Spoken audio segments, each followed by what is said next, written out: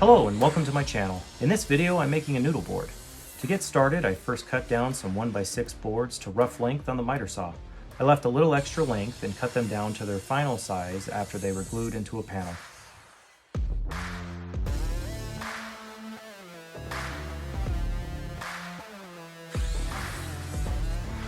Next I used my joiner sled to true up one edge of the boards. I did this by clamping a board down onto the sled and then ran the sled up against the table saw fence. This trimmed off the edge perfectly straight and at 90 degrees.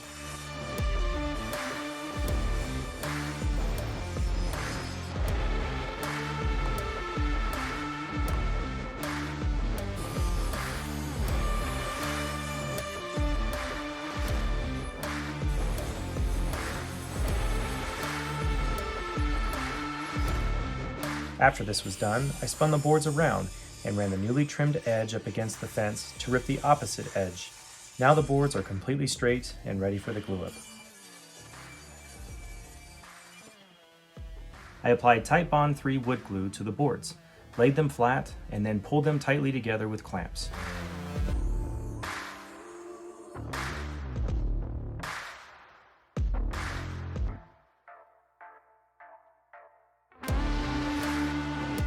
I clamped wood cawls on the top and bottom sides of the panel to keep everything flat while the glue dried. Next, I put down some blue painter's tape to protect the surface from getting scratched by the saw. Then I used the circular saw and a straight edge to cut the edges of the panel down to their final size.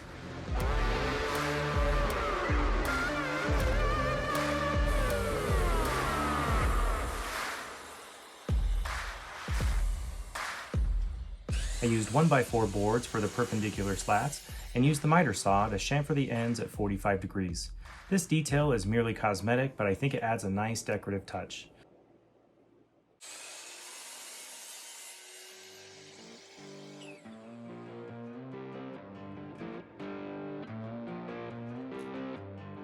I then clamped the slats down to the panel and brad nailed them together from the underside. This left the nail holes on the bottom of the panel, so I wouldn't have to go back and fill the nail holes later. Next, I applied one coat of Minwax Espresso Stain, gave it about 20 minutes to soak in, and then wiped off the excess. After it was dry, I added a second coat, but this time I used Minwax Provincial Stain. Why a different type, you ask? Well, because I knocked over the first can. But don't you worry, I was careful not to let that stain go to waste. You see, I had a box of my most frequently used tools sitting below to catch all the stain as it was knocked off of the table. And what a disaster that was. Oh well, accidents happen.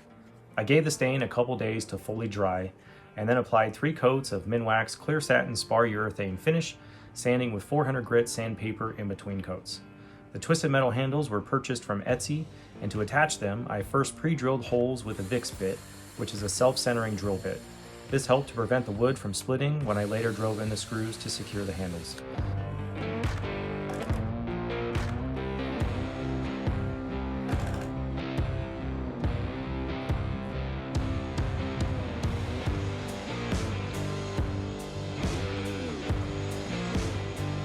Next, I pre-drilled for the decorative nail heads, which were purchased on Amazon. I added a piece of blue painter's tape to the drill bit to use as a depth guide, so I didn't drill all the way through the boards. Then I hammered the nail heads into the boards.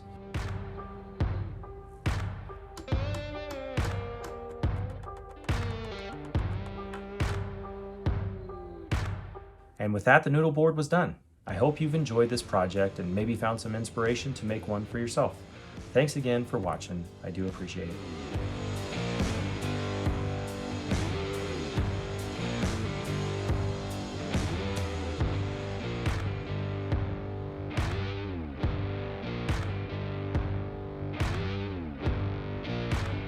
Hi, welcome back to my channel, J.O. What Artistries. My name is Jordan Lasagna. And ironically, this project's a noodle board.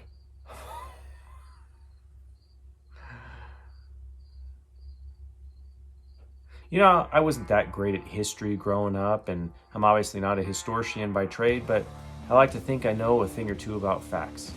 See, I can tell you back in the day, chefs used to make their own noodle boards out of noodles to give themselves extra counter space for their woodworking projects. That's a fact. I think it's a fact. If it's not a fact, it's probably close to accurate. If it's not accurate, then I probably made it up. That could be as well. What is a noodle board, you ask? Well, that's a great question. It's a stovetop cover that doubles as a serving tray. It gives you extra counter space for your decorations or your kitchen utensils or even food if you're hosting a party and your stove's not in use. They're functional, they're easy to make, and they look great. This is a project that you could easily get done in a weekend. If you're adding stain and sealant, then maybe it pushes you into the next week, but for the most part, it's a quick project and it's easy to get done.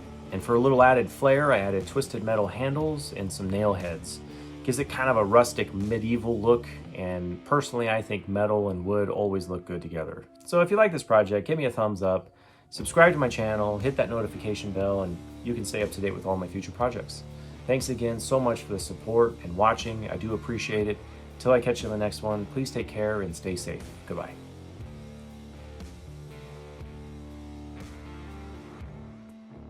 You know, I cry a little during all of my projects, but it's because of the passion.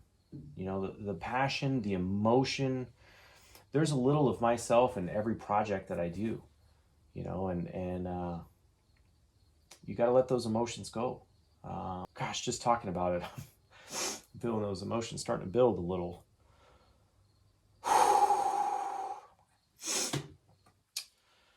Oh, there's a storm on the horizon. I'm not gonna cry. It's not, you know, it's not gonna happen. But sorry. I don't know that I can continue. I'm sorry.